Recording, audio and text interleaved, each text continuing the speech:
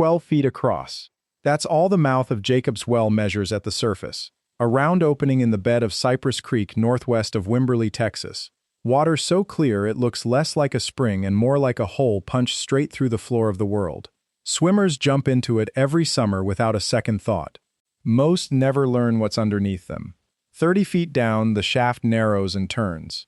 Then it keeps going, not into open water but into a folded, silted, pitch-black maze of limestone passage that cave divers have spent the better part of a century trying to fully understand, and still haven't. The deepest confirmed point sits at 137 feet.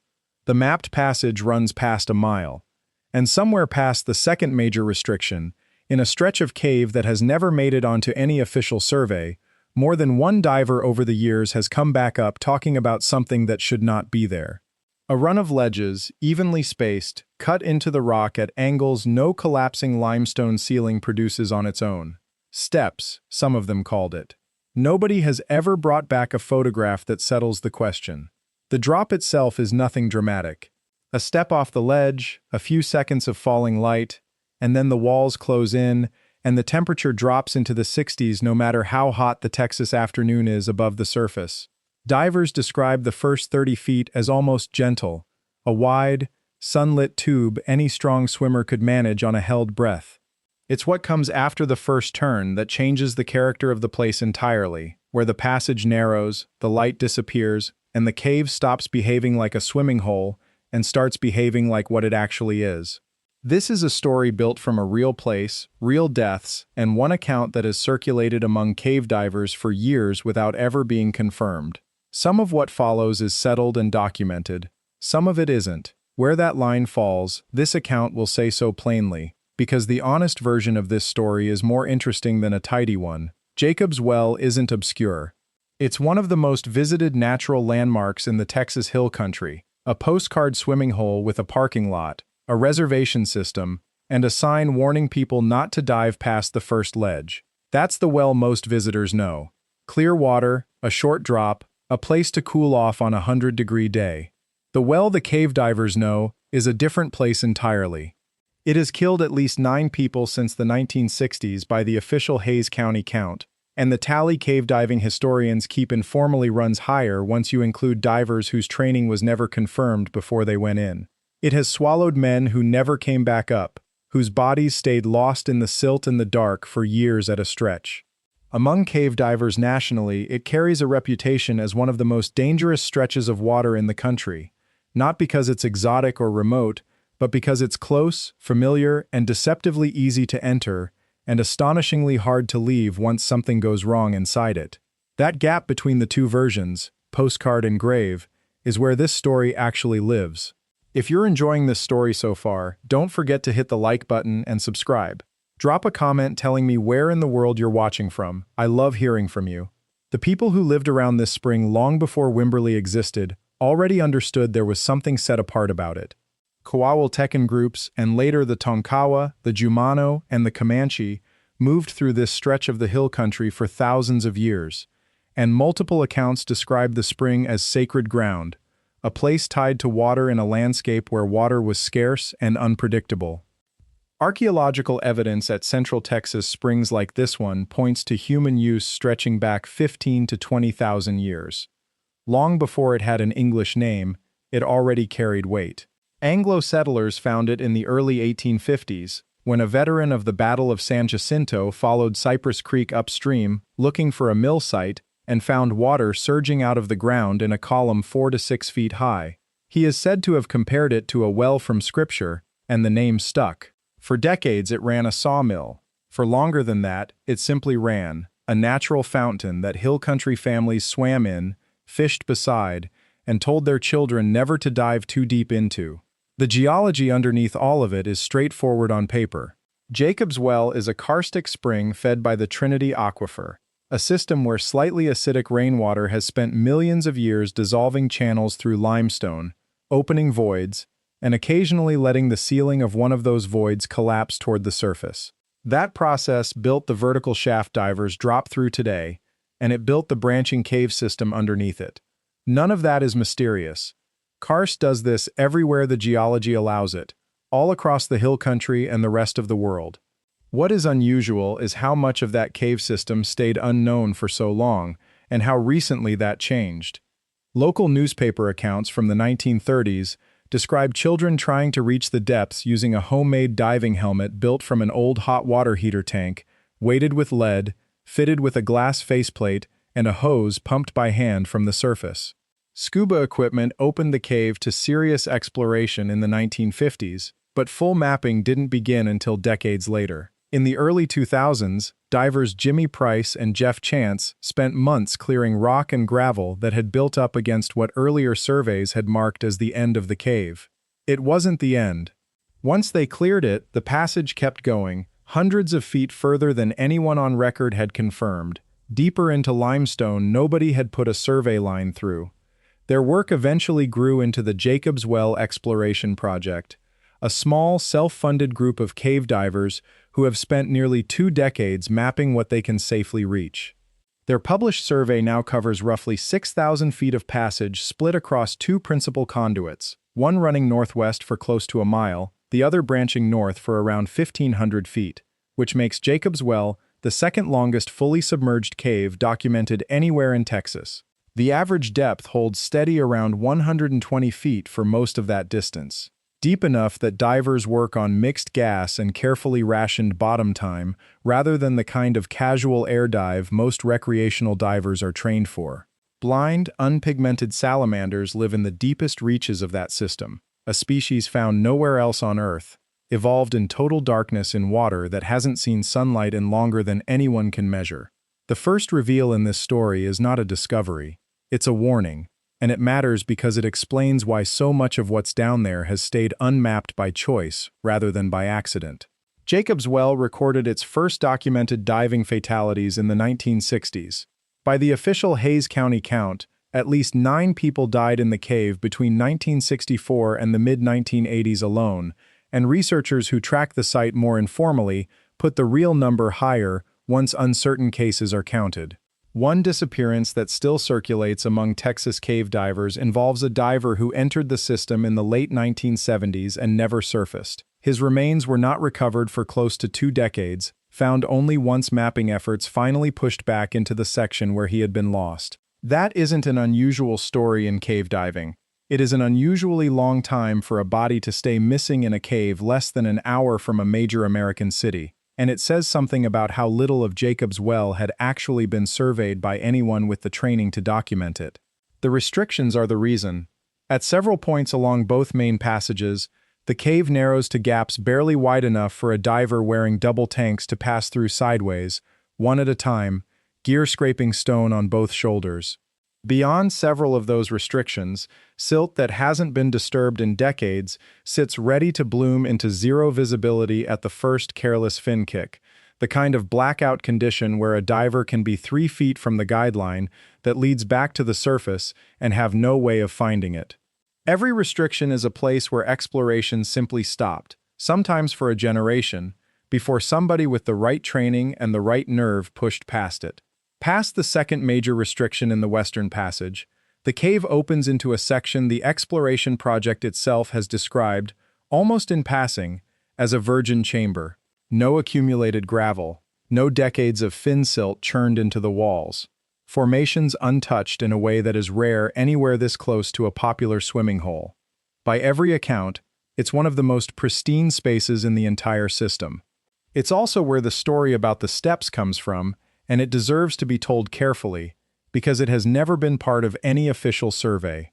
During one of the early, informal pushes into that section, before the exploration project had organized and started publishing its maps, a diver working the edge of the new chamber reported a run of ledges cut into one wall.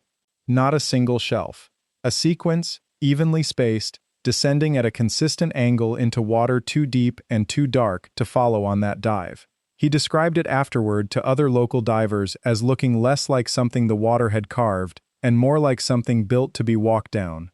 That account was never logged with coordinates. It was never independently verified on a follow-up dive, and it doesn't appear anywhere on the survey maps the Jacob's Well Exploration Project has since produced and made public. What exists is a second-hand description, repeated for years within the small, tight-knit community of Texas cave divers, of a formation that one person saw once, under conditions that make careful observation extraordinarily difficult, and that nobody has been willing or able to confirm since. If you're hooked on this story, make sure to subscribe and turn on notifications so you never miss an upload. Your support means everything and helps me bring you more emotional stories like this one. Here's the fair version of what a geologist would tell you, and it deserves to be heard in full before anything else. Limestone dissolves unevenly. Where bedding planes, the horizontal layers laid down when this rock was still forming under an ancient sea, sit close together, water works along those planes faster than it works through the solid stone between them. Over enough time, that differential erosion can produce exactly the kind of stepped, ledge-like profile the diver described. Cavers call it stair-stepped bedrock, and it shows up in caves around the world with no human involvement whatsoever. In a karst system as old and as actively dissolving as the one under Jacob's Well, a stepped wall isn't remarkable. It's expected. That's the wall, and it's a solid one. Nothing about a stepped limestone formation, on its own, requires an explanation beyond ordinary geology, and any honest telling of this story has to say so plainly. Cave surveyors working the Edwards Plateau, the wider limestone shelf that Jacob's Well sits at the edge of, photograph stair-stepped bedrock regularly in caves that have never had a human visitor before the survey team itself. It's a known shape, produced by a known process, and it doesn't need a stranger explanation to make sense. The crack in that wall isn't the shape of the ledges, it's the regularity the diver described, spacing that repeated rather than varying the way natural bedding typically does, sitting in a chamber otherwise undisturbed by silt, meaning whatever produced it did so before this part of the cave was sealed off from casual access by the restrictions above it. Regular isn't the same as impossible. It just isn't the most common shape dissolution tends to leave behind. Widen it a little further and another detail sits uncomfortably close to the first. The chamber those ledges reportedly sit in is deep in the western passage, well past any point people could have practically reached before modern cave diving equipment existed. And yet it sits beneath a spring that indigenous communities in this part of Texas treated as sacred for thousands of years, according to accounts passed down among descendant communities and the archaeological record of long-term human use at springs like this one across the hill country. None of that proves anyone ever reached that chamber, or even knew it was there. Water finds its own paths through limestone regardless of what people believe about the surface above it, and reverence for a spring doesn't require knowledge of what lies at the bottom of it. This is exactly where the seam sits. A culture can hold a place as sacred for the water it gives, for what emerges from the ground, without that reverence extending to a chamber no human being could have physically entered until compressed air and dive lights made it possible. That's the honest limit of what this coincidence can carry, and it's a real limit, not a technicality dressed up to sound humble. There is a way to settle at least part of this without another diver ever risking a dry suit in that chamber again. Sonar mapping and photogrammetry, the same techniques cave scientists use to document fragile passages elsewhere without disturbing them, could in principle be run through that section of Jacob's Well and produce a precise, three-dimensional record of exactly what that wall looks like. No second-hand description required, no argument about who remembers what correctly. Nobody has done it, and the reason isn't complicated or sinister. Deploying that kind of equipment through the restrictions leading into that chamber requires exactly the sort of extended, high-risk penetration dive that has already killed close to a dozen people at this site. In a cave system, a small, unpaid, volunteer-led exploration project has spent nearly 2 decades mapping on its own time and its own money. The Jacob's Well Exploration Project has been transparent about exactly this limitation. Their public survey covers what current divers can safely reach, not the full extent of what may exist beyond it. That isn't an institution hiding something. That's an honest line drawn by people who have already lost friends to this cave and have no interest in losing more of them chasing a formation nobody has managed to confirm in over 20 years of organized survey work. The drought gripping Central Texas since 2022 has added an unplanned wrinkle. Flow at Jacob's Well has dropped to record lows, at times slowing to a bare trickle, where the spring once discharged with enough force to throw a swimmer back out of the shaft. Lower flow doesn't make the deep passages any safer. If anything, reduced water movement lets silt settle even more completely across whatever sits in that western chamber, burying the question a little further with every dry season that passes. Park staff have had to close the well to swimmers entirely during the driest stretches, something that would have been unthinkable to the families who grew up treating it as a fixture of every hill country summer. Meanwhile, the well above continues exactly as it always has whenever the flow allows it. Families drive out from Austin on summer weekends, wait their turn at the reservation gate, and jump into water 12 feet across without a thought for what sits more than 300 feet beneath their feet, folded into limestone that has been dissolving since long before Texas had a name. The postcard and the cave remain, as they always have, two versions of the same 12-foot circle of water. Put the pieces where they actually sit. And here's what this story is honestly built from. A real spring, sacred to the people who lived around it first, sits over a real cave system that took a century of effort and at least 9 confirmed deaths to map even partially. Somewhere past the second restriction, in a chamber the exploration project itself calls Pristine, one diver decades ago described a wall that didn't look like the rest of the cave around it, a run of evenly spaced ledges descending into darkness nobody has mapped before or since. Limestone can produce that shape on its own. It does in caves around the world, with no help from anyone. What it does less often is produce that shape this regularly, in a chamber this undisturbed, sitting within reach of a sacred spring for thousands of years before anyone alive today could have physically confirmed what was down there. That's the whole case, stated plainly. And it goes exactly that far and no further. Nobody has photographed those ledges since the account first circulated. Nobody has run a survey line past them. What exists is a real cave, a real chamber, and one description that has outlived every attempt to either confirm it or put it to rest. The chamber is still there, past the second restriction, past the silt line, past the point where most divers who have ever entered Jacob's Well turn around and head back toward the surface, the sunlight, and the sound of kids jumping off the ledge above them. Whatever is cut into that wall, water working patiently through stone for a few 100,000 years, or something else entirely, it has been sitting in the same undisturbed dark since long before anyone owned a dive light. The Jacob's Well exploration project keeps mapping, carefully, a few feet of new passage at a time, exactly as far as safety allows, and not one restriction further. Their published survey stops well short of confirming or denying anything about a formation that has never officially appeared on any chart of that cave.